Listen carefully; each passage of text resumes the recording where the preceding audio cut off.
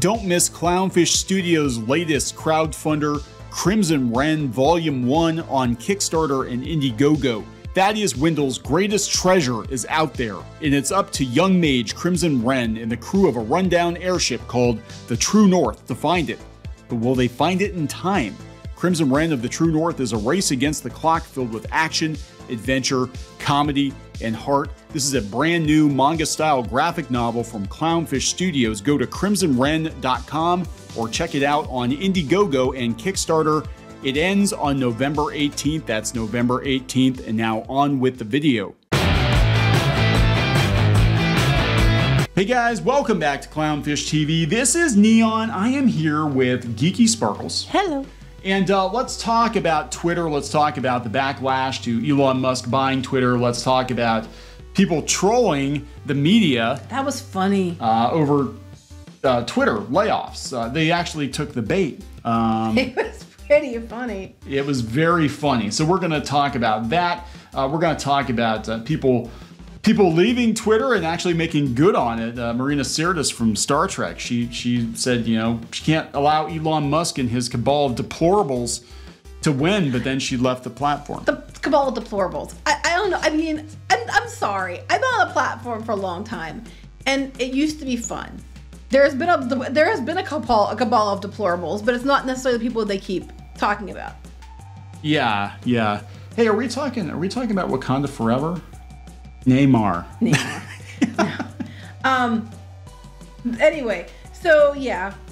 Let's talk about all of this. Let's talk about all of this weirdness going on with the Twitty. Before we get into it any further, please subscribe for more pop culture news, views, and rants. Guys, over 278,000 subs. Woo! Thank you so much for the support. Greatly appreciated. We've been following the drama over Twitter. And look at these headlines. Elon Musk buys Twitter and the world freaks out. We've got welcome. Well, that just shows you how much people like Sirtis were like dependent on Twitter as their mouthpiece. Yeah, so no one really cares about her otherwise. Let's be honest. I said the other day, I said people don't realize, they're not going to realize just how important Twitter was to certain political factions until we're 2 or 3 years down the road. So when she does a convention, do you have to present what way you vote before you're allowed to get in her line? I think so. I think you have to make sure that you have your Vax card and your voter ID card. Your voter ID card, yeah, because apparently she doesn't want to sign anything for the deplorables. Right. Actually, the last time I saw her, and I've never met her, but she was at a convention we were at, and she was sitting at a table all by herself scowling. Yes, that's true. That's what I remember. I do remember. I don't know what she's like in person. Again, I've never met her. There are people out there that I do not agree with their politics, but they're actually nice people. Right, because you don't have to. You can still get along for other reasons. Imagine that. But yeah, the last time I saw her in person from a distance, she was at her table, cross-armed, scowling because she did not have a line. The difference between her and me is that I don't go around calling people I don't agree with, 100% deplorable. Yeah. That's a very strong word to use because you don't like the fact that they didn't vote the way you wanted, or they don't want, Twitter to be extremism. So this is, speaking of which, it's like, I mean, this just shows you where everybody's at politically, because one of the top responses to her was, my advice to everyone is not to scatter on other social media platforms until at least after the midterms. We need strength in numbers, and we need to get the democratic message out. What's that have to do with her being upset about, Star Trek? Because he's telling you exactly what they've been using it for. I saw a comic book creator, I'm not going to name check who it was, but I saw a comic book creator yesterday talking about leaving Twitter and then putting up pictures, photos of all the envelopes he was going to mail out to Canvas for, political canvassing. And I'm like, what the hell? Like, what does this have to do with comic books? Nothing. Like, you're basically putting on a big show that you're one of the right kind of people politically. Well, I posted, and I stand by this. It's like some of these comic book people will finally get their books sent instead of Twitter bullying everybody. No, they'll just go someplace else. Well, no one else they'll go someplace else, but it's going to take years. That's what they're upset about. They can go someplace else, but it's going to take them years to build it up to be at the level of, Twitter. And they know it. Dee got into the lab, and they're pissed. It's just pushing buttons, and they got damn it. Yeah, so here's kind of what was going down. So yeah, these headlines. Media falls for layoff hoax. So, of course, Elon Musk immediately, he got into Twitter HQ, brought his sync with them, and terminated the executives. Now, the word is he is sidelining Twitter's own engineers, and he's bringing in a Tesla team, I believe, to take a look at Twitter, and then he's probably going to fire a bunch of people. So the media is already like, oh my God, he's already... They're outside the building waiting. Outside the building. And that's how these guys took advantage of it, and it's kind of actually hilarious. I think Taylor Lawrence fell for this too. People said she fell for it too. It was like, oh, reach out on LinkedIn and tell me your story. Twitter takeover. Twitter takeover. TMZ, media falls for layoff hoax. Interviews fake employees. Rahul Ligma Balls is not among the Twitter employees axed by the Bird app's new owner, Elon Musk. Some media outlets were simply duped by two men posing as laid-off employees. Like, I'm bored. Let's go down and pretend we got laid off from Twitter and mess with the journos.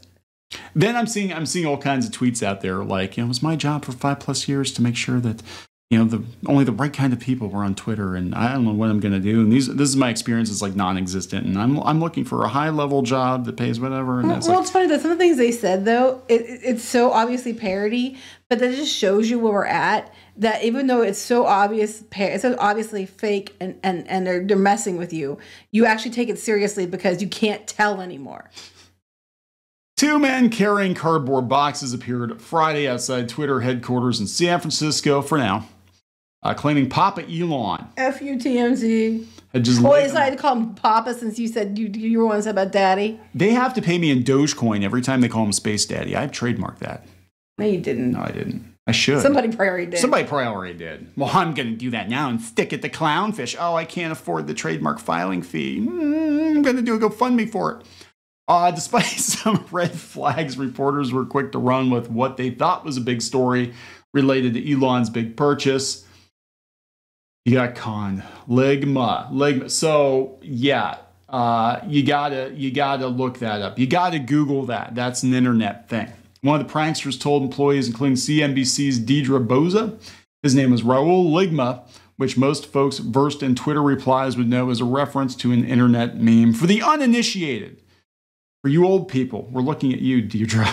Ligma set up a joke for Ligma balls. Lick my balls. Explaining that Ligma means lick my balls. Things I didn't think I'd have to see today. Those wacky kids.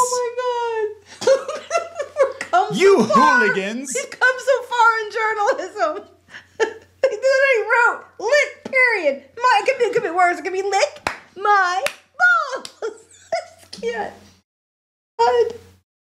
In addition to CNBC, Bloomberg ran headlines Friday saying laid-off Twitter employees were leaving corporate with boxes in hand. Another hoax victim was a local TV news reporter, Suzanne Fan of ABC 7 Bay Area, who tweeted video of the media scrum with Mr. Ligma, who falsely told reporters he was fired during a Zoom meeting and didn't know where he would work next. Pranksters littered their interviews with strange pop culture references. Ligma was holding Michelle Obama's book as he exclaimed Michelle Obama wouldn't have happened if Elon Musk owned Twitter. Oh my God. Britney Spears' name dropped. They claimed they were worried about the future of democracy and celebrity conservatorship. They told reporters they drove Tesla cars and didn't know if they'd be able to make more payments. Squid King said, I don't know if this is true because I didn't see the whole thing, but Squid King said the one that said he had to go home and tell his husband and wife. So I think it's hilarious. It's absolutely hilarious. I mean, I don't want people to get fired. I mean, I feel bad. Some people deserve it, but I do feel a little bit bad. But I'm like, it's just brilliant, and they just believed it. Like my balls. Okay, I can't. CNBC updated their story to acknowledge it wasn't immediately able to verify their identities. Can you give me your driver's license, Mr. Ligma? God. Oh, man. That's like, FYI, some questions being raised about whether or not these are really Twitter employees. No shit. Oh my God. They said a project manager of Twitter called at CNBC over the report. Quite ironic that a major news outlet failed to do basic diligence and fell for a crisis actor prank, resulting in the spread of misinformation on the first day of new ownership. Lee tweeted, all you had to do was ask to see a badge or look for bird-themed stuff in the boxes. Also, we don't use Zoom. Well, how are most people going to know that? Most people wouldn't know that. But I think it's funny that Twitter's demanding due diligence and and checking for their information and all this other shit. I just find that that's funny to me. I see your badge. They took it. Okay, they took everything. They took everything from me, except this latte in my hand. Twitter employees have feared for months that Musk is going to enact sweeping layoffs at the company once its $44 billion takeover is complete. Yeah, he's going to. He is going to. He's already. I mean, this is why, they're idiots, but they probably fell for it because day one he fired leadership, and he's already got his team in there looking at Twitter basically up close at the code to make sure they didn't fuck anything up. I think on the way out, and then probably. He's gonna because they probably listen to what they'll do. They would. Well, we saw what happened with G4. They put that message up. Yeah. He said that Musk denies 75% that's not accurate, but that doesn't mean it could be 74, more, 76. I don't know. 85. 82. No, it'll be I fire 75%, and I give the other 25% the option of moving from San Francisco to Texas. And then that gets that's how you determine who was willing to move. Right. And I think if you're not, you're just, okay. At that point, you're down to like 10% of Twitter. Yeah, as long as you have people there that know how to basically run it. Because we were talking about this before we started the video, and his long-term plan for it is probably to create like an everything app, like WeChat, and something that normies are going to use. And basically Twitter is, just a cheat code to get ahead of Facebook and get ahead of, rather than build something from scratch. I'm sorry. Did Joy Behar actually say that? She doesn't take nudes, but to crude response to Anna Navarro saying she doesn't take nudes because she's fat. Some guys like that. They're chubby chasers. No one wants to see Joy Behar nude. People are just keeping their heads down until they see what happens, except for celebrities who are loudly announcing they're leaving. Rob Ryan, remember how he was going to leave? But he's going to stay now. For those who are fighting to preserve our constitutional democracy, now is not the time to leave Twitter. Now is the time to vote blue. So I'm not going to leave. I'm going to stay here. And well, I think it's funny. They've been on there. I mean, it's funny to me because like we like are in the middle. You actually registered libertarian. Yeah. We are not. We're not Republican. We've always kind of leaned left until recent years makes anything that, is even slightly right, far left is considered alt-right. And people like them are always like, you're alt-right all the time, even though we're not. They've done this for years. It's all about politics, and they've been doing this and dominating and using it as a tactic to control the narrative, control, whatever. And now that it's turning on them, we're going to stay to make sure it's about elections. You're just outing yourself, as that's why you've been here the whole time, was because you were making it about elections. You're just admitting to it. Yeah. So this is, we've said this before, like Twitter is a critical node. It is not legitimately. No, but it is, even though the general public doesn't use it that much, the amount of influence and power that is, congealed at Twitter is crazy. That's because the media who are on here doing all this shit use it as their, because Twitter says, well, don't you know that Twitter's a great metric for everything, and they trick everybody else into thinking it matters when it legitimately doesn't. It does not matter. So we'll see what happens, guys. I think we're going to see a lot of legit layoffs next week. Welcome to hell. I thought that was funny. I think it's hilarious. It's already been hell. Oh my God! Look at this. This is the first paragraph of this article, because The Verge is mad because a lot of their traffic probably comes from Twitter.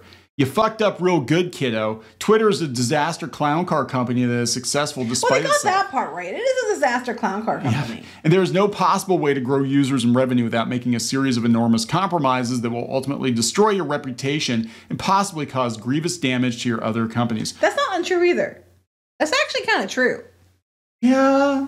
Twitter is a dumpster fire. But I mean, if it could be rehabilitated, or at least fair, I think people would come back to it.